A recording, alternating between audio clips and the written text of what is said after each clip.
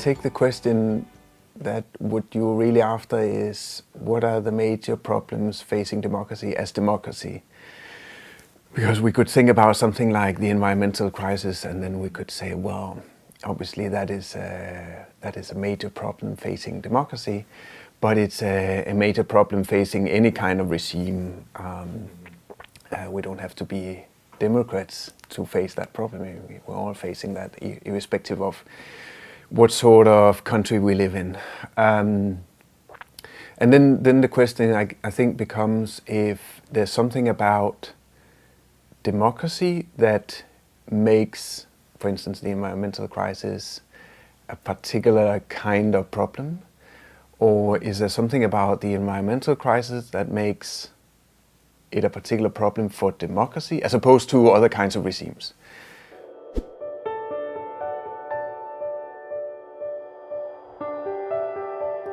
I would like to introduce a caveat because the question may also suggest that we think about democracy as a kind of set of institutions or principles or regime or whatever that is meant to solve problems. And my fear is that if we think about it in that way, we start sort of instrumentalizing democracy.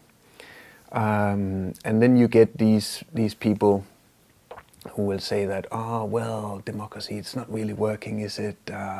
Maybe we should get a sort of authoritarian regime so that we can make sure that we get the right decisions and that somebody takes a decision.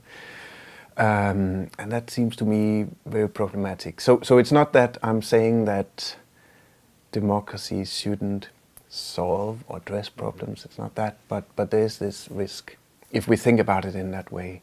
But maybe a different way of thinking about democracy would be to say that, well, okay, maybe, let's say for the sake of argument, let's say that democracy is about the rule of the people, where when we say the rule of the people, we mean something like the rule by the people in some way. And obviously there can be many different ways of conceptualizing that. There can be many different ways of institutionalizing that. But then two basic problems become what is the people and also what is rule.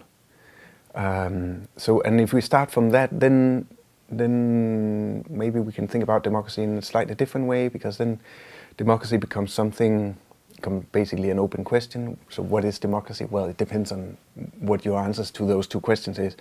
What is the people? Who is the people? And also, what is rule? What does it mean to rule and to be ruled?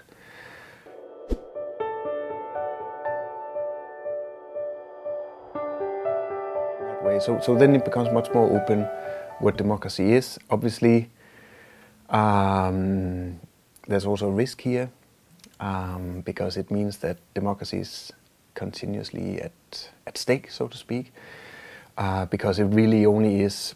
Democracy really then only is the answers to those two questions: what is the demos or the people, and what is rule. So democracy comes like one big question, right? And then you can get all sorts of different answers to those questions, and we can't really say a priori what should be the limits to those answers. And we can easily start imagining sort of answers to those questions that we might not think of as really democratic, but then again, what is the yardstick against which we compare those answers to? Right? Is there some kind of... I would say there's no independent yardstick, no independent concept of democracy that we can use to say, okay, no, your answer to this question of who the people is undemocratic.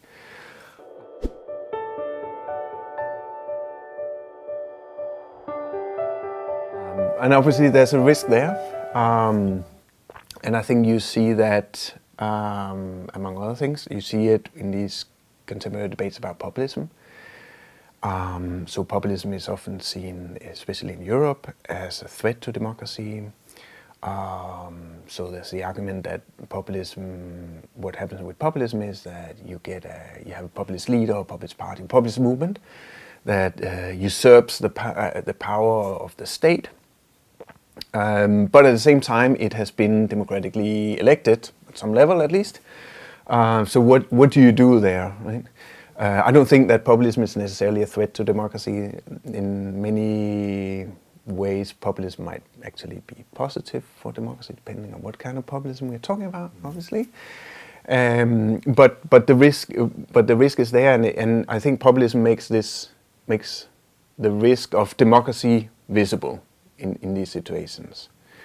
But it's not an issue that's specific to populism, because you can also think about a more technocratic form of democracy, where you will also have answers to those questions.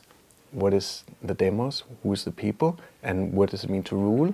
Answers that, in a sense, close down what democracy defines it, and thereby close down and eliminates possibilities. So I'm thinking of democracy in this kind of tension between a certain kind of openness, where it's always where you have those questions about what is democracy, what is rule, what is the people, and at the same time you always also will have some answers to that, and thereby some kind of closure to that. And it's a closure that means that we are going down a certain path that makes other possible answers to those questions, if not impossible, then at least more unlikely.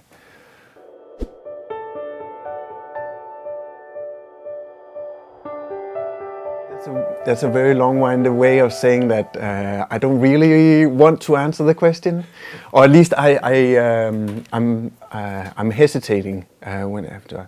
But if I were to try to answer it, I would say that there are two major problems. I would say one would be something like we could call the environmental crisis. On many different levels, in many different forms, and the other would be inequality, something like inequality, and they are linked, because the environmental crisis, the effects of that are not evenly distributed across the divide between rich and poor and across different generations, and they are problems. They are major problems for democracy. In the case of the environmental crisis, the question becomes, okay, but who is the people there? How do we include in the people that is supposed to rule? How do we include future generations? But also, how do we include everybody, rich and poor, equally? And that's also a way of saying that inequality is a problem for democracy, because if we are thinking about democracy as the rule of the people, then it's one thing to include everyone, but usually not everyone is not included equally. And that's, among other things, that's an effect of some social and economic inequalities that then have effects within the sort of language games that we call democratic, or within political institutions, or in civil society more broadly. Not that I would want to limit democracy to what we call usually political institutions or political practices. We should also think about democracy in the family and in the university and in any kind of workplace.